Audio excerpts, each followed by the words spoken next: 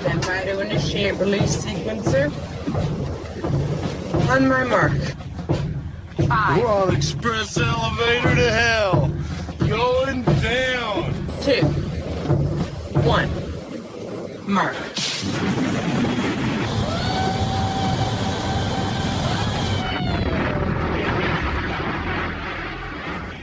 Hello, everybody. My name is Mark, a.k.a. Derringer, and today is Sunday, September 2nd, and you are listening to episode 172 of the Instant Action Podcast, your weekly source for Planetside 2 news and information.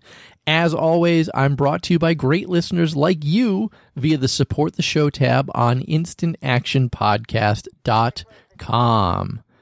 As you guys heard with last week's show, I was on vacation last week.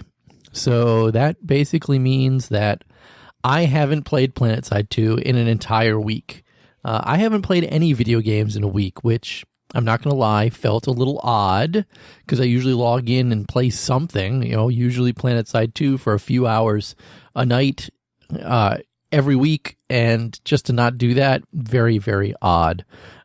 Instead, my wife and I went up to Gloucester, Massachusetts area and did a lot of really cool stuff out there. I ate out far too many times.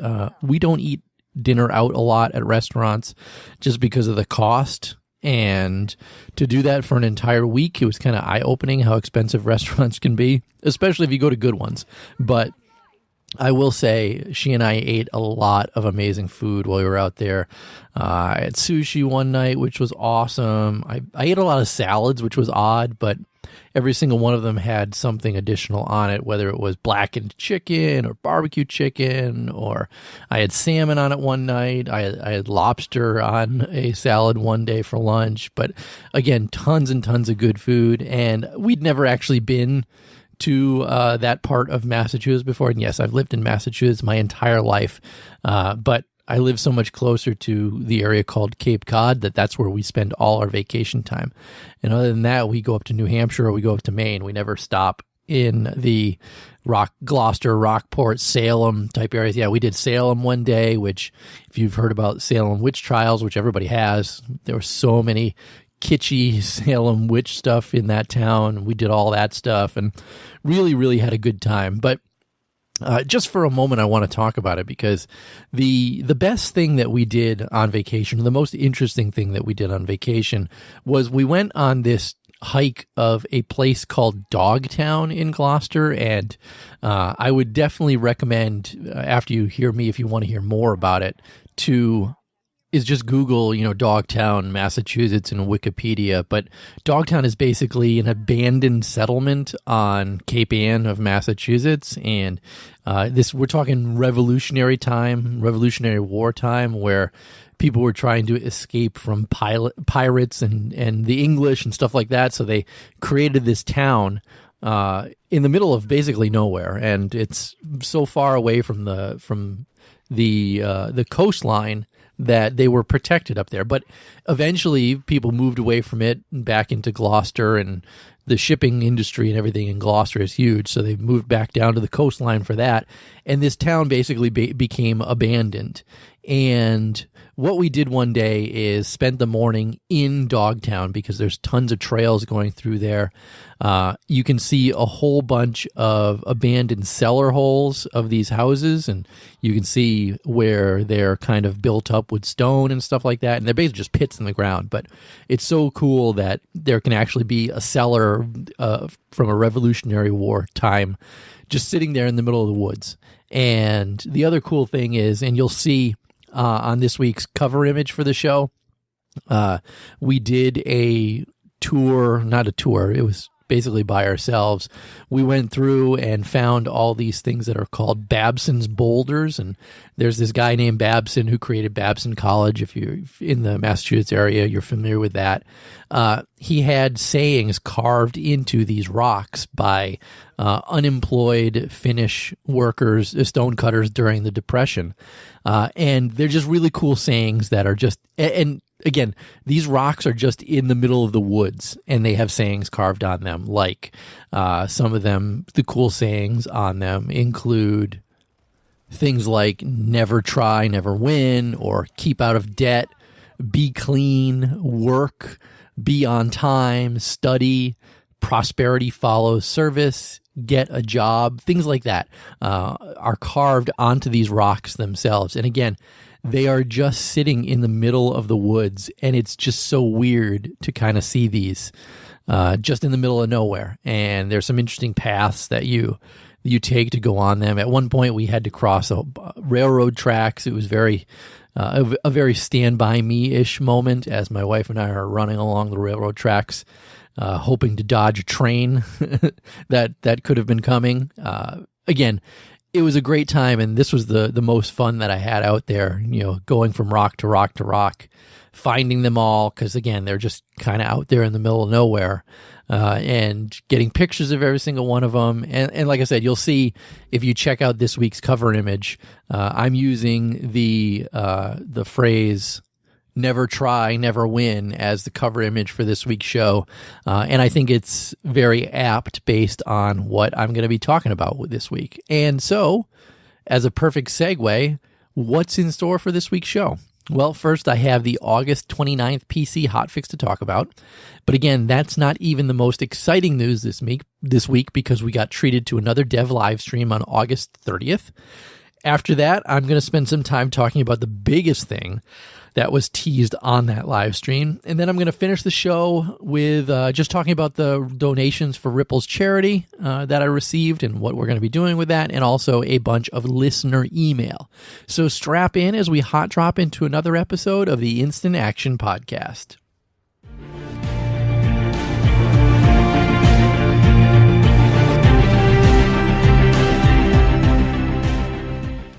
So like I said, first up this week was the August 29th PC hotfix, and dropped to once again fix many of the issues that popped up after the most recent game update that we have. So starting with the aerial anomaly, they reactivated it. And what's going to happen is it should no longer produce multiple anomalies at the same time. Also, the Esmir's Gaining Ground event UI should no longer show each base and name, and it will now fall in line with the other Gaining Ground events that happen on other continents. They also reworked the way sitreps sentences are structured. So, for example, now you're going to see something along the lines of capturing the crown from Terran Republic in, and then the time remaining for it to be captured. Also, if you're resecuring it, for example, resecuring the crown and then the time it takes to take it, things like that, just to kind of clean up the way that's displayed when sitrep is used. Also, when attacking a base, sitrep is now going to indicate which faction you're trying to take it from, and sitrep can also now be used even when capture timers are idle, and it will notify players that they are attempting to capture or attempting to defend with the message that it displays. Moving on to squads, they disabled the outfit hosting feature for the time being because there were some complications with dropping squads from platoons, so you won't be able to do that while they are working the bugs out of that. Also, squad leaders can now lock fire teams to prevent players from auto-filtering into them. You can actually click on the fire team suit icon to lock or unlock it, and that suit icon is, again, your spades, your diamonds, your clubs, and I don't think you can lock hearts because that's the main one it is, but maybe you can. I haven't logged in to check that. Also, finally, mentor squads that are flagged as private will no longer allow players to bypass that private flag. Moving on to vehicles, there was just one update, and that was to the Python's Hesh. And this is for the Lightning. Its direct damage was increased to 600 from 575. They didn't put it properly to 600 like they wanted to in the last update. Moving on to construction, the solid wall now has a proper icon. It can also be repaired, and they fixed the bug where a TR engineer could equip the solid wall as a tool, because obviously that wasn't intended. Moving on to implants, Ransank's rank 5 bonus now provides 10% of max health instead of 10% of current health on its kill. And also Symbiote's resistance bonus no longer stacks with resist shield. Other miscellaneous changes: the loadout screen's filters should no longer get stuck in a state where players would not be able to see items they own or don't own. And there's also a speculative fix for outfit applications crashing the client when viewed, although I have heard other people saying that they're still crashing when that happens. Otherwise, the last known issue that they have is that ASP vehicle discounts can break at the end of events. If this does happen to you, you should just log out of the game and then log back in, and it will fix that issue temporarily, of course, until it happens again. They're aware of it. They're working on tracking that down. So again, that is that hotfix. Again, August 29th, hotfix in a nutshell. Let's move on to the real meat of this week's show, the dev live stream.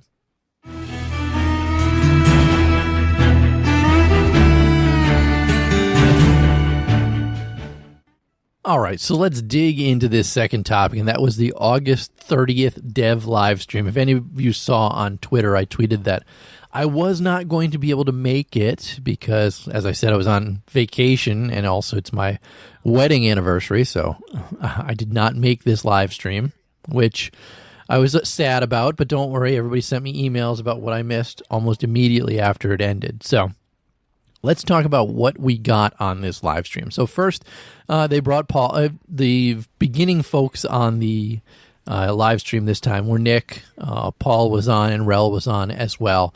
And Paul kind of took the lead to begin with, talk about the performance issues that they were having with the game. Just to remind everybody that they were unexpected that these performance issues cropped up and that they are working on the fixes for them. Obviously, the last two updates that they've pushed out, the last two hot fixes and the game update they pushed out were to kind of address some of these performance issues.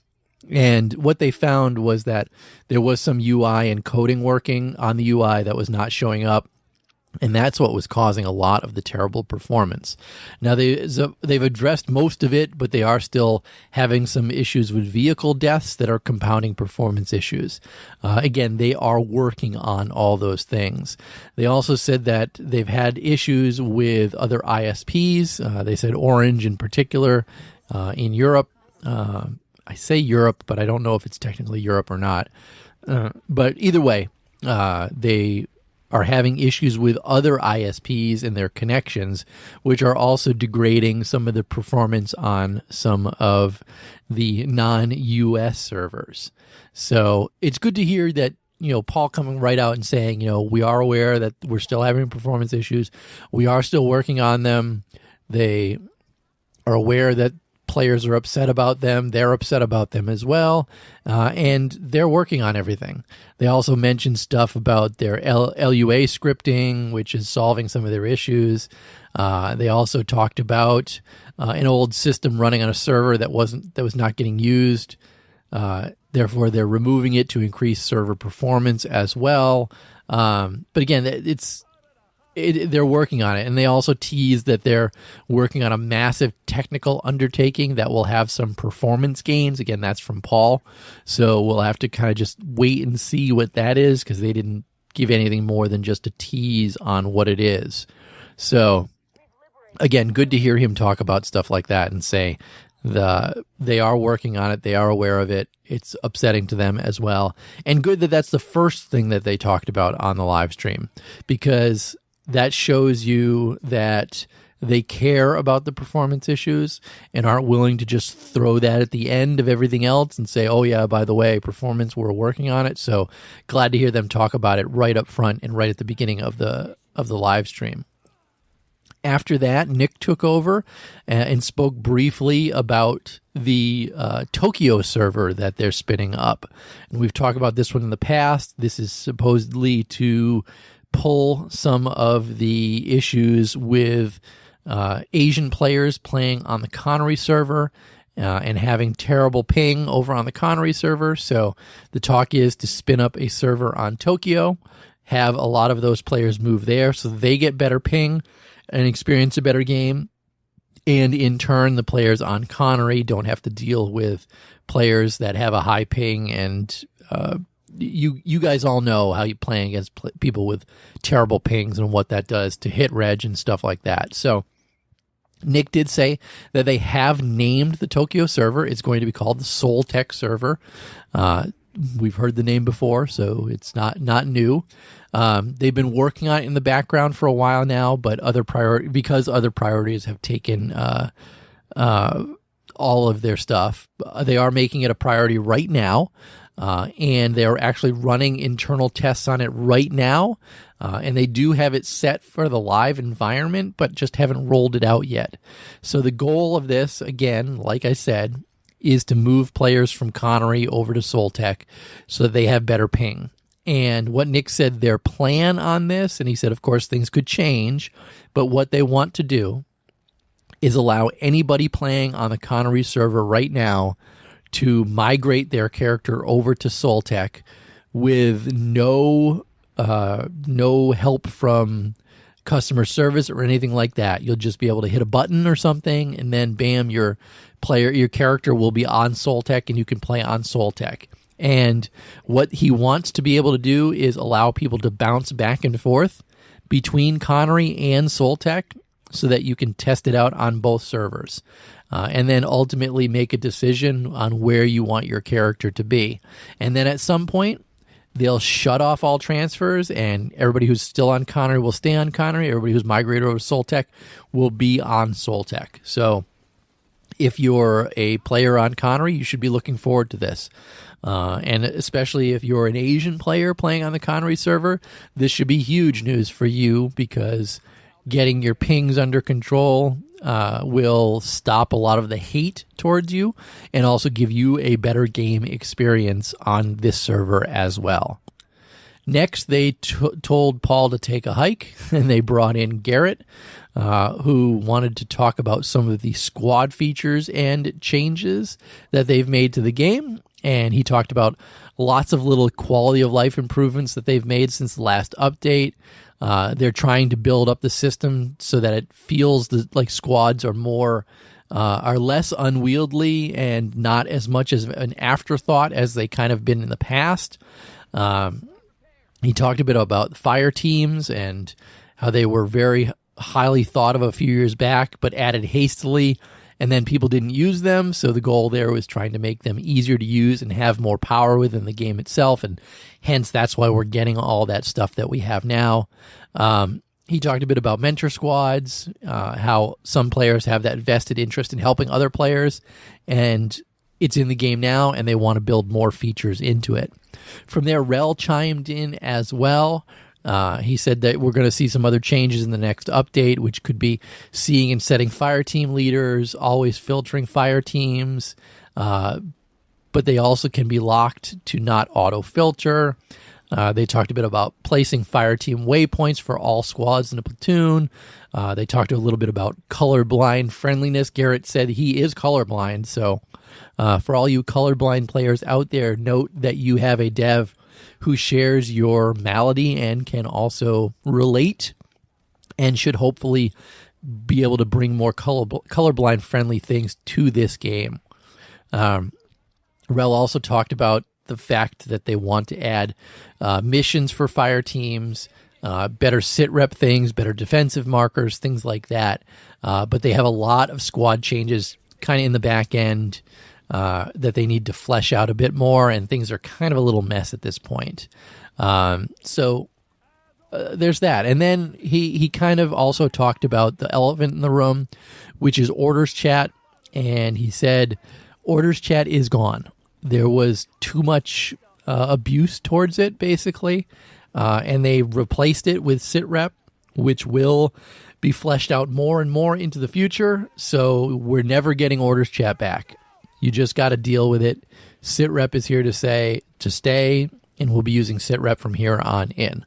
So that was it from them. And then they kind of moved into the real meat of this dev live stream.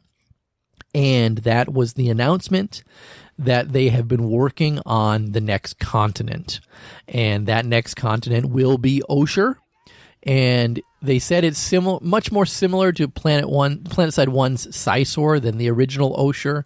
And if you played Planetside, the original Planetside, you know that Oshur was its own continent, and it was basically almost pretty much a square. And then at some point, we did have, what the heck was it called? The bending, and then during the bending, Oshur turned into, this is Planetside original, not Planetside 2.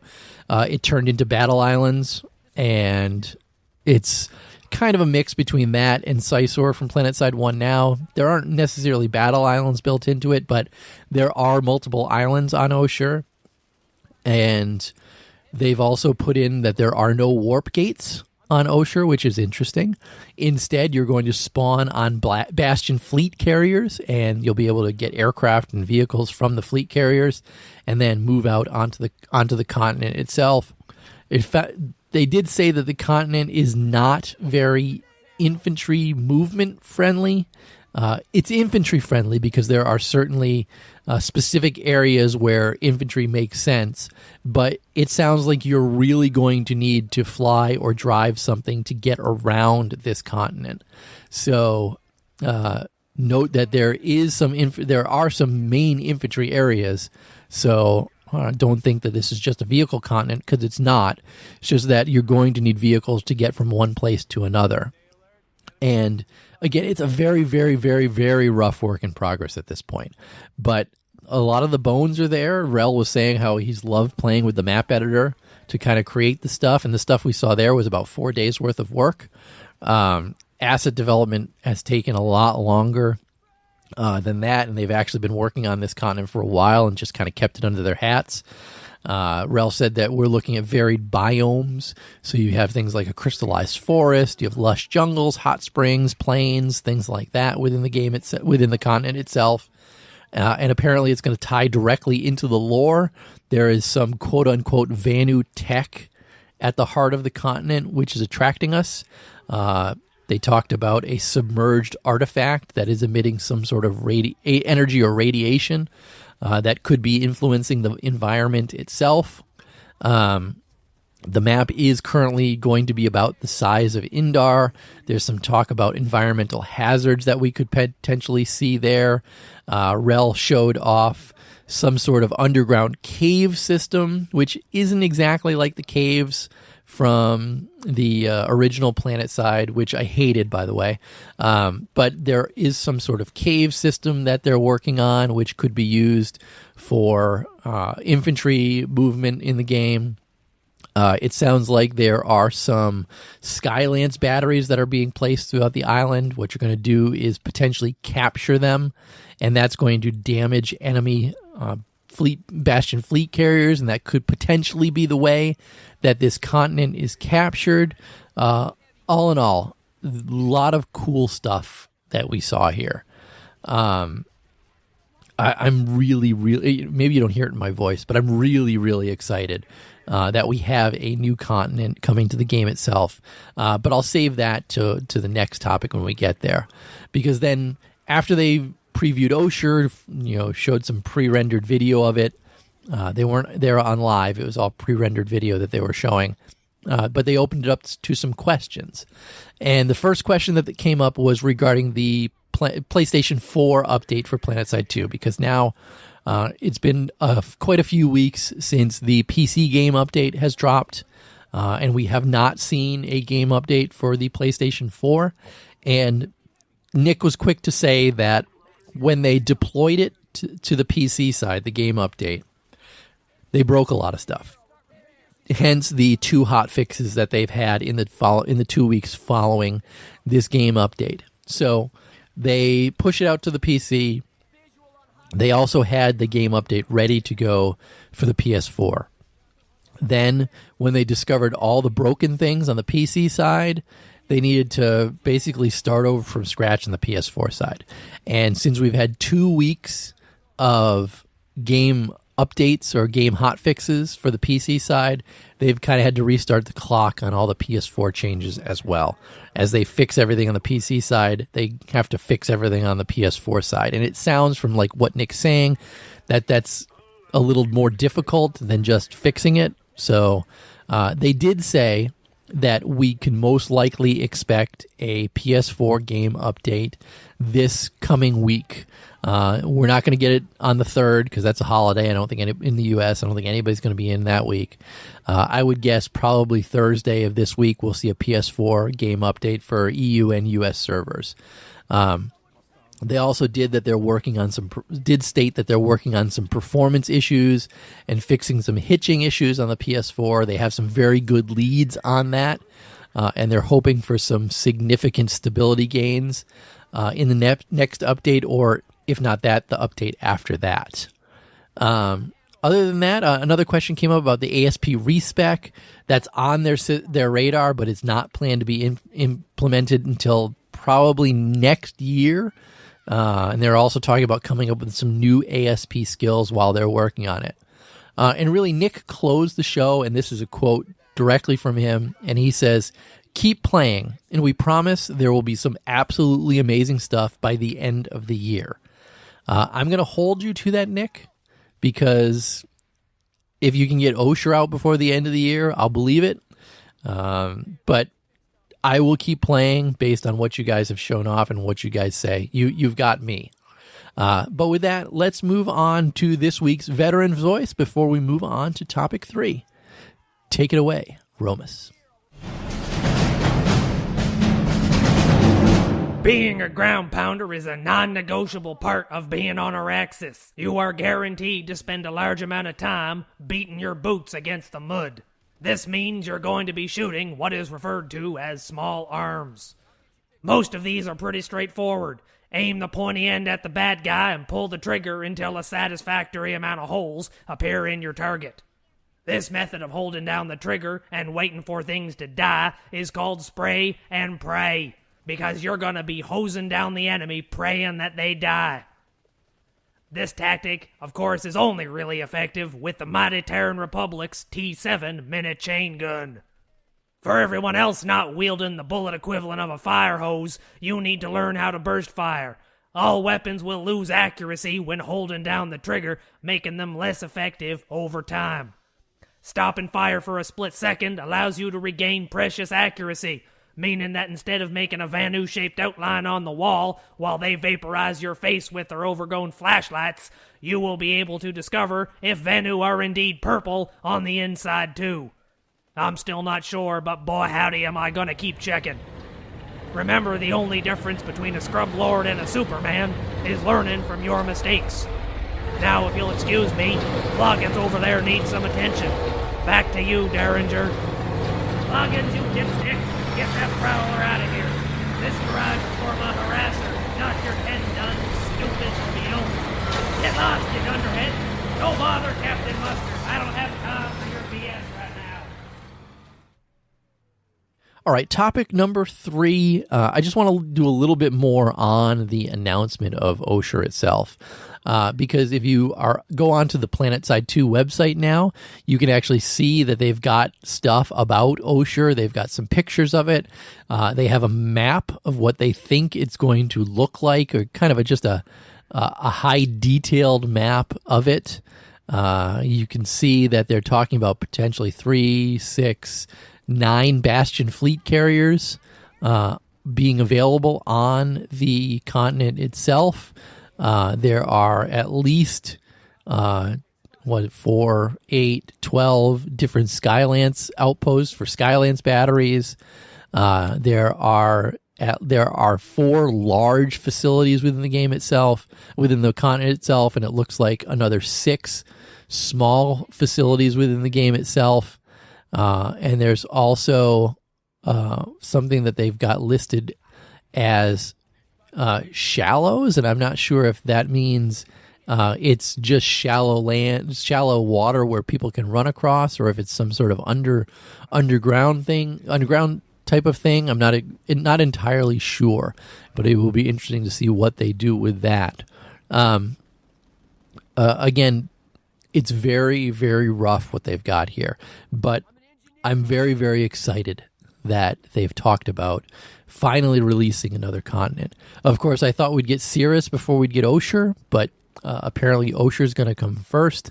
I'm hoping that what this is going to mean to the game is that they're going to push on Oshur, and we're going to get that before the end of the year. And then next year, they're going to work on Cirrus. And because if we could have 2 brand new continents to add into the rotation, that would be huge for the game itself and huge for its longevity as far as I'm concerned. Hopefully they learn a lot of stuff on Oshur itself, and I also hope that they don't make a lot of the same mistakes that they have currently in the game with performance issues. Right now, a lot of the pictures we see of the crystalline forest, as an example, it seems like there's a lot of stuff going on Oshur right now, and looks like a lot of draws that need to be made for people's games, and that could potentially affect performance. So I'm a little concerned about that stuff, but I certainly have to let them push the continent out before I can say that Oshur's a failure or bust or something like that. I do like that they're thinking outside the box with the Bastion fleet carriers instead of warp gates. That's definitely interesting. It's definitely cool. Something different. I also like the fact that there are Skylance batteries on there that you need to capture that potentially damage the enemy's Bastion fleet carriers to stop them from being able to spawn on the continent itself. A lot of cool stuff that they're pushing out at us with Oshur, but at the same time, not a lot of information. I do expect in the months to come, I wouldn't expect to hear much more about Oshur in the coming weeks, even though people are going to be clamoring for information until they get more of it ready and ultimately get Oshur onto the PTS. That's when I think we'll really be talking about Oshur a lot. But suffice to say, I'm very excited for Oshur and what it's going to mean for Planetside 2. But with that, let's move on to our 4th and final topic this week.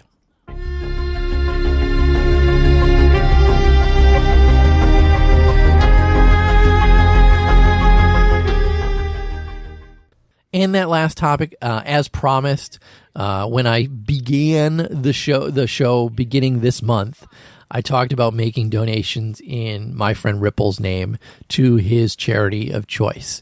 So I said any monies that I received throughout the month from either people using my Amazon link, my patrons over on Patreon, or people making direct PayPal donations, I would total all that up and I would make a donation to his charity. So I wanted to let everybody know that I got about $53, or exactly $53.64 between all 3 of those various things. So a little bit to make a donation. I'm going to match that from my personal non-show money, and that's going to get us up to a total of $107.28.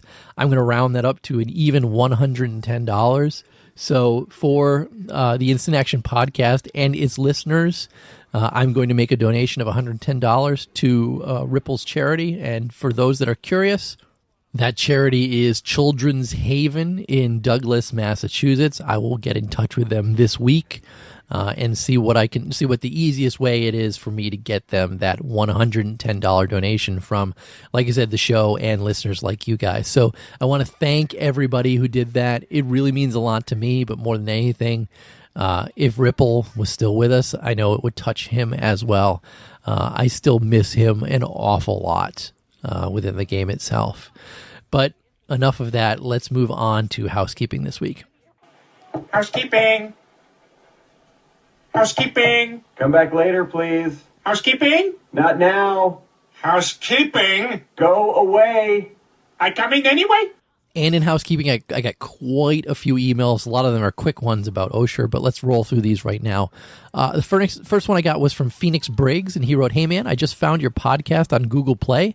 Just listened to 171, and I'll tell you one thing. I'm a professional Valkyrie flyer. I spend at least half my game time as a pilot of some kind, but I know by heart how much my baby can take. But I don't know anymore, like I was killed by a squad of pistols shooting at me earlier, and it was annoying. I really hated it. Hopefully you read this next week. Looking forward to it." Yeah, Phoenix Briggs, that was A big gist of last week's show is the sadness over the Valkyrie. I got quite a few comments from pilots just like you that the Valkyrie nerf still has gone a little too far, and therefore I'm hoping we hear something from the devs. I haven't heard any mention of it from them, but it's something we're going to have to keep beating the drum on in order for them to kind of reverse the nerf, the over nerf that we all feel the Valkyrie got. But thanks for the email. Next, I got an email from Louie, and Louie writes, "Can't wait for Oshur. Hopefully I like it as much as I like Cirrus." Yeah, Louie, that's funny. Thanks. Next, I regulus email from Regulus Magnus, who also wrote, "New continent, time for Daybreak to step up their advertising and marketing." So Regulus Magnus, as you know, they do marketing. Actually, there was a pretty long post about it from Roxley on Reddit this past week. Who asked that? Someone named Vorduel asked it on Planetside Reddit, and Roxley jumped right in. And she actually put a pretty decent response on marketing, what they do, why they do what they're doing, what they're not doing, what they're doing. It was interesting. I'll include a link to it in this week's show notes, so you can definitely check it out. The Reddit post was titled, "Do you guys advertise? ? If so, why not? Period." You can certainly look it up yourself. But like I said, I'll include a link to that, so you can actually read Roxley's comments if you missed it. And the last email I got was from Matt9, and he wrote, "Can you believe we are getting a new continent? The video they showed of Oshur reminded me a lot of Planetside 1 and how the terrain, land, and sky looked. Great news for the game, and thanks to the devs for continuing to build content for the game." Matt9, I couldn't agree with you more on this. I was so surprised to get a new continent. In fact, I hadn't even seen the live stream until Louis sent me the email. Louis' email was what clued me into that we were getting a new continent at all. And at first I thought he was kidding until I actually went and watched the live stream. But I agree, a lot of the stuff that they showed off, very Planetside 1-esque. And I'm very excited for it to come. But thanks for that email too, Matt9. All right, everybody, that's going to be it for this week's show. As always, how can you get in touch with me or the show itself? First off, visit my website, www.instantactionpodcast.com. Email me at instantactionshow@gmail.com, just like Phoenix Briggs, Louis, Regulus Magnus, and Matt9 did. You can also call me and leave me a voicemail. My number is 347-4VM-4PS2 or 347-486-4772. You can also find me on Twitter. The show's Twitter account is @InstActPodcast, and mine is @TheDerringer. But in closing, if you've enjoyed the show, please leave me a review on your podcast listening avenue of choice, whether it's iTunes, Stitcher, Google Play, or anywhere else. Also, feel free to tell your friends and outfit mates about the show. And finally, thanks for listening, and keep spamming that Join Combat, formerly known as Instant Action button.